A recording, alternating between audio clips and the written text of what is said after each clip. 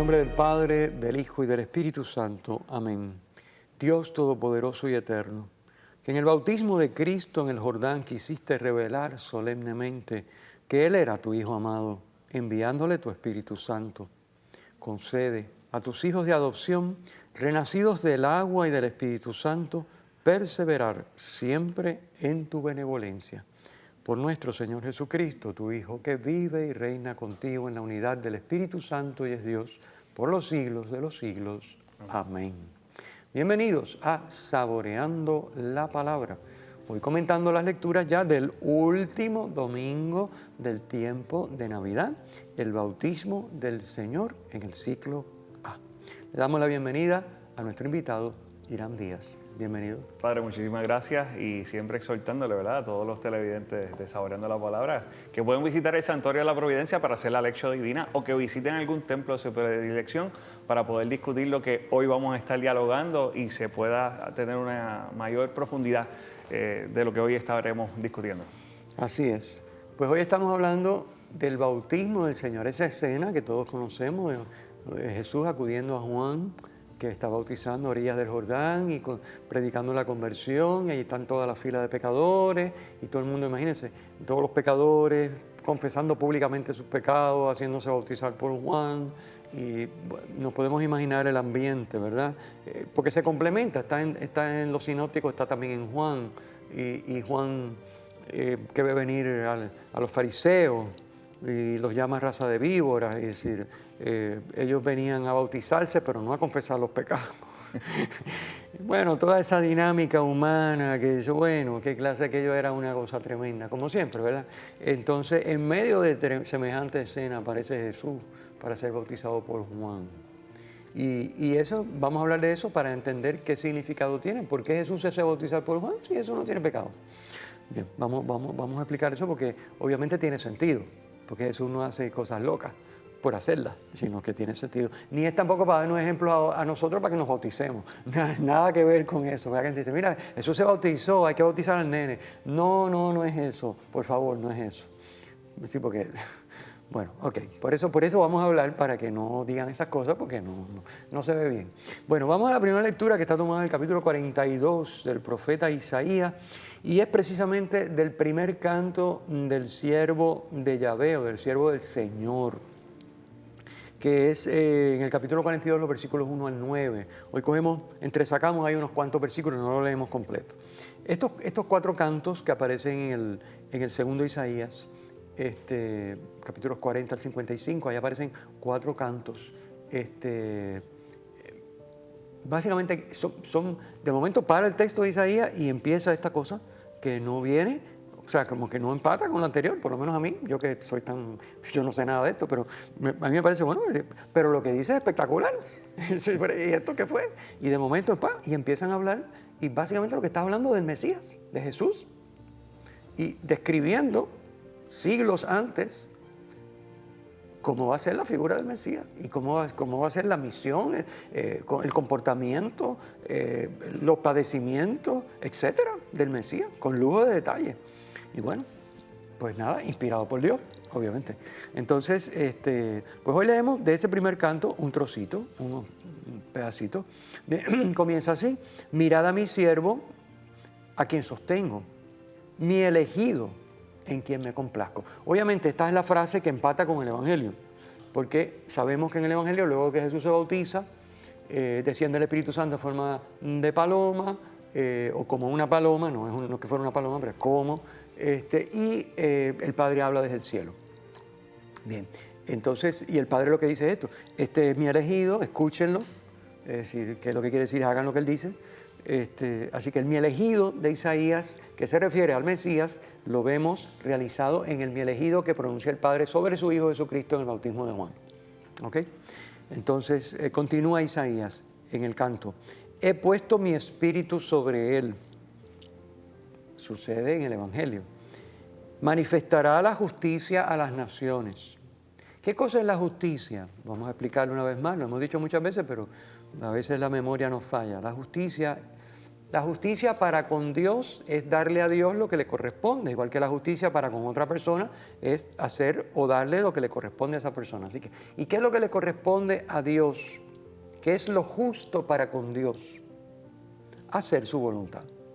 Por lo tanto, cuando hablamos de justicia, de vivir la justicia, es hacer la voluntad de Dios, que es lo que llamamos hoy el que cumple la voluntad de Dios siempre y en todo, pues el santo. El santo.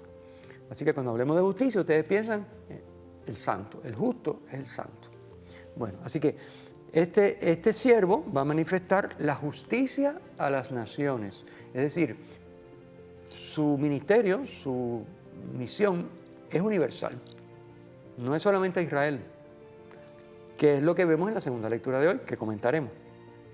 Y entonces empieza a explicar cómo va a funcionar este siervo. Este siervo no va a llegar a decir, tú eres bueno, tú eres malo. A los malos, córtale la cabeza. A los buenos tráelos, que esos son los míos. No va a hacer eso, que ese es parte del problema que tiene Juan cuando está en la cárcel, ¿no? El propio bendito, pobre Juan, en la cárcel, cuando Herodes lo encarcela, antes de que lo decapiten, manda una embajada a Jesús para decirle, a preguntar. Se ven acá, ¿tú eres Mesías o tenemos que esperar a otro? Porque esto conmigo no me hace, esto no me cuadra. Y entonces, y Jesús termina con esa famosa frase, dichosos los que no se escandalizan de mí. ¿Por qué? Porque Jesús viene a vencer el mal con el bien. Y eso es, humanamente hablando, imposible. No, eso es imposible. Si tú haces eso, estás muerto.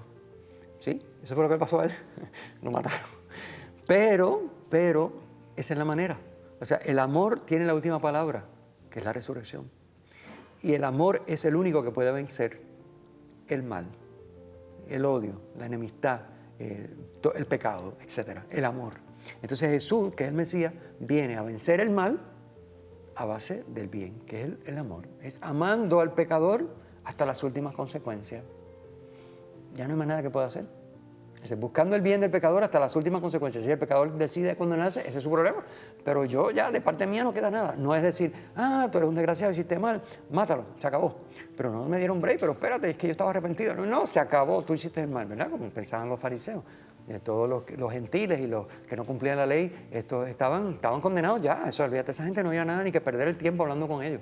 Entonces, claro, Jesús, pues actúa de una manera diferente y por lo tanto el judío tradicional que tiene ese esquema dice, oye, pero espérate, esto como que no me cuadra, no funciona. Se suponía que el Mesías iba a venir a cortar cabeza y a premiar a los buenos y a castigar y a eliminar a los malos. Y Jesús no está haciendo eso. Jesús se está reuniendo con los malos. Jesús está acogiendo a los malos. Jesús está perdonando a los malos. ¿Pero y qué es esto? Ese era el asunto. Pero eso lo explica aquí Isaías, curiosamente, ¿verdad? Con obviamente un lenguaje antiguo que nos hace, y para nosotros, por ejemplo, dice, no gritará. O sea que no va a llamar la atención, lo va a hacer de una manera, eso no llamó la atención. La gente se preguntaba, bueno, ¿y este dónde saca todos estos milagros y estas cosas? Este no es el hijo de José. Pero era un hombre normal, pasaba low key, o sea, no gritará, dice Isaías, versículo 2. No clamará, o sea, versículo 2, no va a hacer alarde. No va a decir un momentito que llegué yo. No va a hacer eso. No voceará por las calles. No se va a hacer promoción. No va a decir, yo soy un influencer. No va a hacer eso. No va a aplastar a nadie. La caña cascada no la quebrará. Y sobre todo, no va a descartar a los débiles, que es lo que significa la mecha vacilante no la apagará.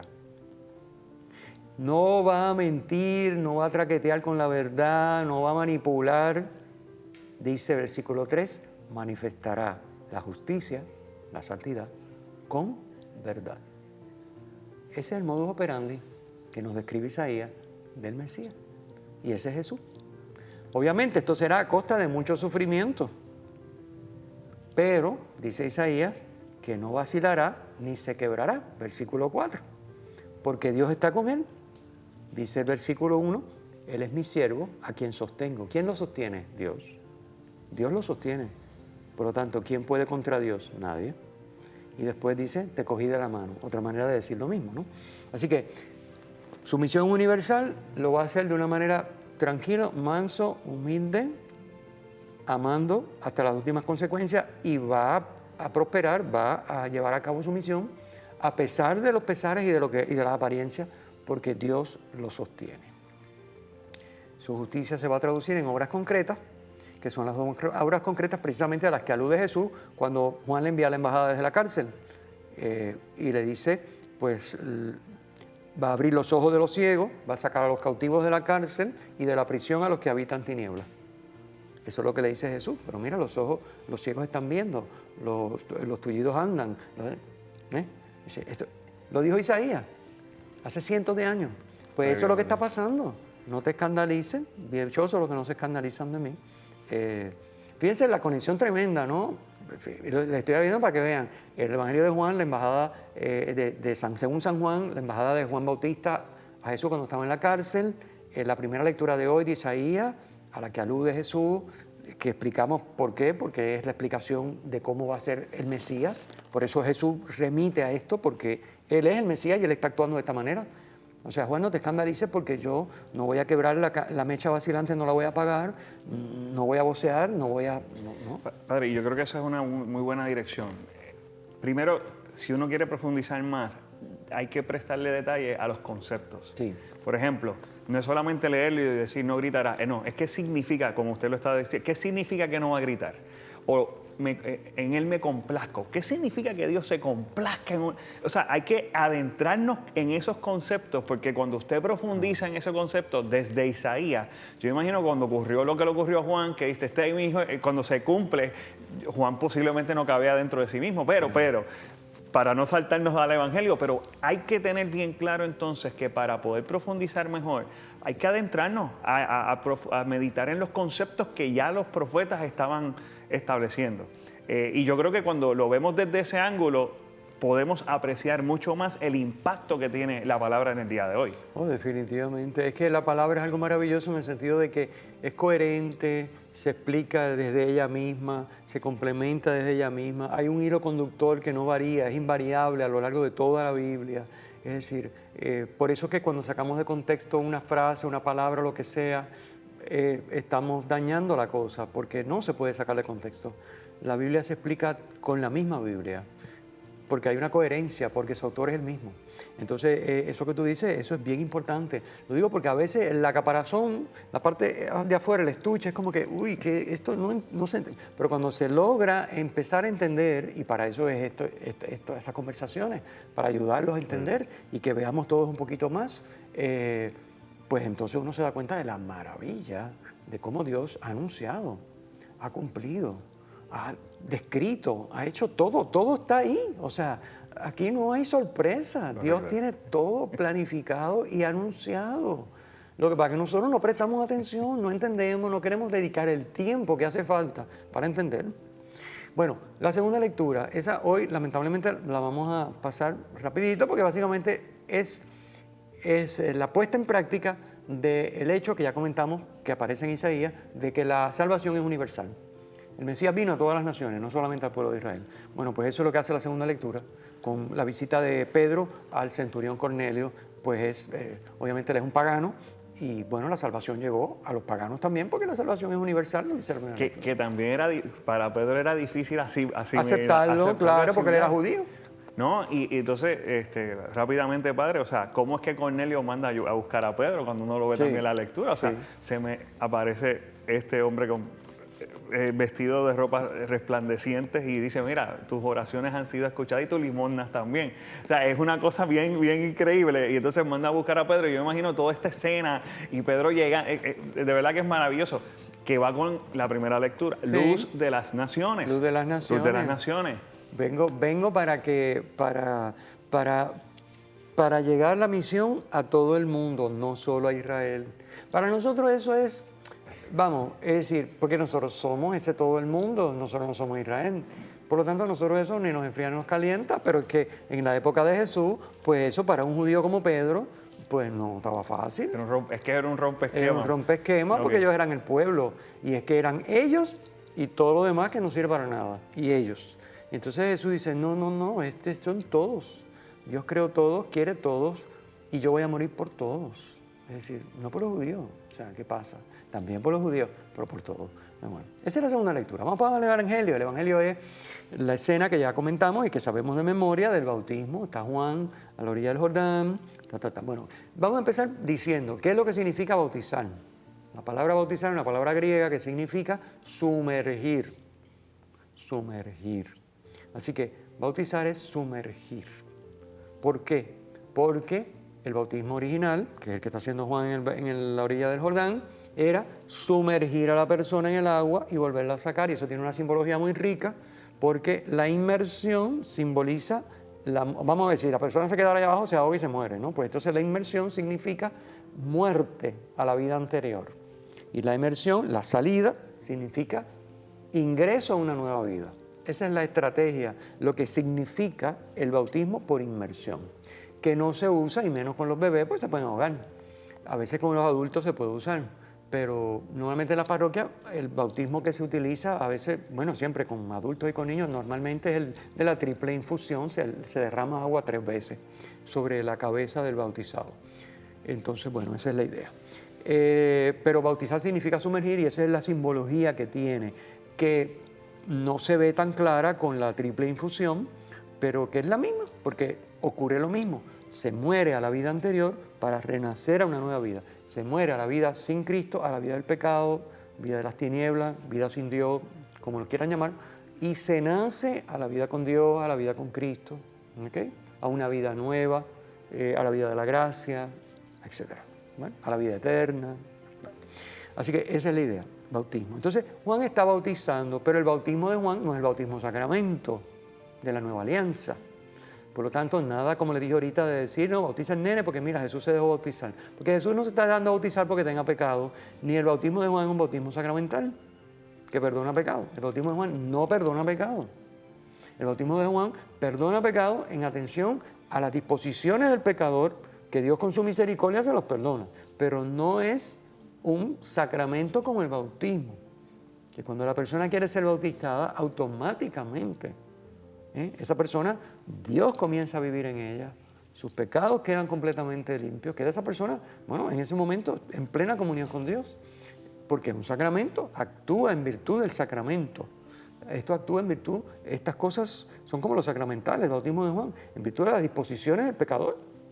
Eso depende, ¿no? Si uno nunca tiene la seguridad absoluta, en el sacramento la tienes. O sea, si tú acudes a un sacramento bien dispuesto, tú tienes la certeza absoluta de que se hizo lo que se hizo y de que recibiste lo que fuiste a buscar. Por eso la diferencia con el sacramento. Lo digo para aquellos que no piensan en bautizar a sus hijos, por ejemplo, es una locura. O que no se confiesan, otra locura. Es decir, porque para comulgar sí vamos a buscar la comunión, pero para confesar no nos interesa buscar el perdón, pero entonces ¿qué pasó? Es decir, yo me perdono a mí mismo, pero la comunión me la tiene que dar Dios. Bueno, nada, pero ese no es el tema. Entonces, que llega Jesús a la fila de Juan, la escena, nos la podemos imaginar, y Jesús le dice, venga para que me bautice. Y Juan obviamente le dice, no, pero si es que tiene que bautizarse, soy yo, tú eres el que me tiene que bautizar a mí. Pues tú eres Dios, tú eres el santo, el justo. Y Jesús le dice, no, tenemos que hacerlo porque es lo que el Padre quiere, ¿verdad? Es lo que significa, voy a buscar la cita en el Evangelio, donde dice, déjalo ahora, dice el texto de hoy, el que estamos leyendo, que es la versión de Mateo, porque estamos en el ciclo A, déjalo ahora, conviene que así cumplamos toda justicia. ¿Qué quiere decir conviene que así cumplamos toda justicia? Tenemos que hacer la voluntad de Dios, esa es la traducción. No, yo imagino que tiene... Porque el conviene que así cumplamos quiere decir Dios ha dispuesto que así sea. Eso es lo que quiere decir conviene. Y toda justicia es la voluntad de Dios, ya lo dijimos. Así que conviene que así cumplamos toda justicia, quiere decir, Juan, hazlo, porque es la voluntad del Padre. Y Juan dice, para encima. De hecho, Padre, es que no se puede leer como, viendo nuevamente, hay que estar pendiente a los detalles. Claro.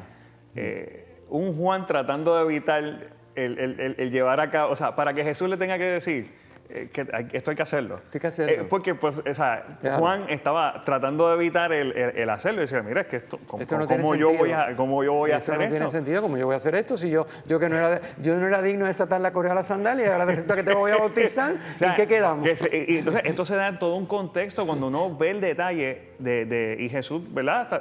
Diciéndole, no, es que esto tiene que ocurrir. Y luego, en otras dice, no lo entenderás ahora, será después. Pero nuevamente viéndolo en el contexto, pues Juan después al final accede. Y entonces, por aceptar, llevar a cabo la voluntad de Dios, entonces ocurre, esto no se queda ahí, esto sigue teniendo más desenlace. Claro. La explicación de esta, yo se las pongo, de este hecho, yo se las pongo en las palabras del Papa Benedicto, porque pues obviamente nadie lo va a explicar mejor que él, en el comentario escrito. Vayan y lo lean. Pero básicamente, ¿cuál es la idea? ¿Por qué Jesús se hace bautizar? ¿Y por qué es voluntad del Padre que Jesús se bautice? Porque en ese bautismo Jesús está anticipando su muerte y resurrección. En ese sumergirse y salir del agua, Jesús está anticipando su muerte en cruz y su resurrección de los muertos. En solidaridad con los pecadores, que es lo que hace él parado en la fila.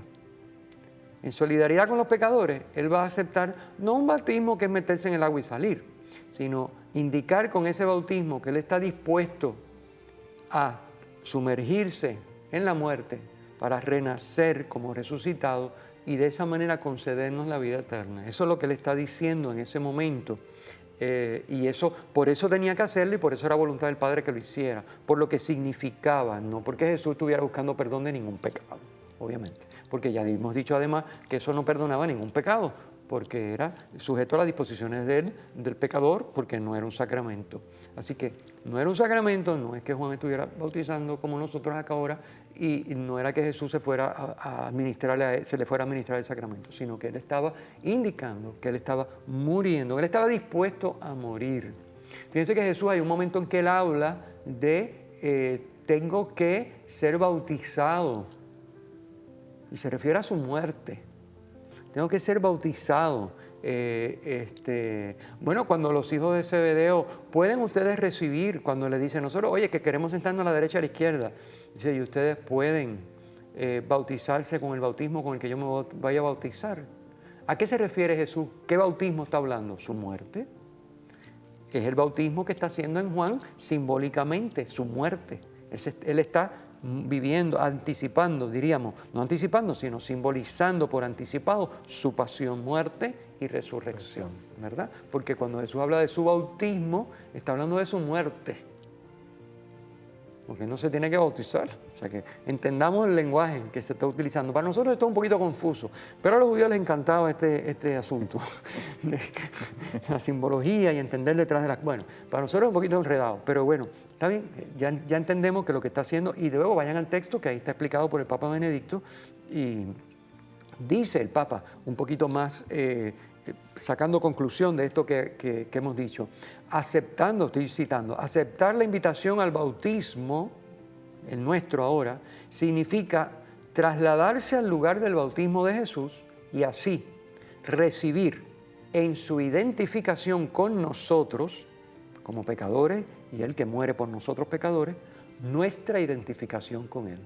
Es decir, de la misma manera que Jesús en el bautismo de Juan anticipa su pasión en la que Él se identifica con nosotros pecadores para redimirnos, trasladarnos al bautismo de Jesús significa darnos cuenta también de que sale del agua y ver en eso nuestra identificación con Él, que es que nos concede ahora la vida eterna y la resurrección de los muertos, como decimos en el credo.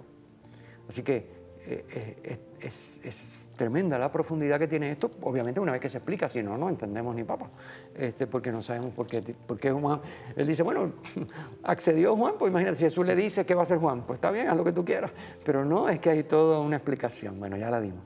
Entonces, pues nada, hay otra serie de cosas aquí muy interesantes, obviamente ya sabemos que es una manifestación de la Trinidad, porque está el Hijo, está el Espíritu Santo que desciende en forma de paloma, como una paloma, no es que haya una paloma, pero bueno, ¿cómo uno explica que algo, uno percibe que Dios se hizo presente? Bueno, pues como una paloma, pues quiere decir pues que uno sintió el batir de las alas, el aire que movió, pero no es una paloma. O sea, él no dice que vio una paloma ni que bajó una paloma. Nosotros enseguida no, porque bajó la paloma.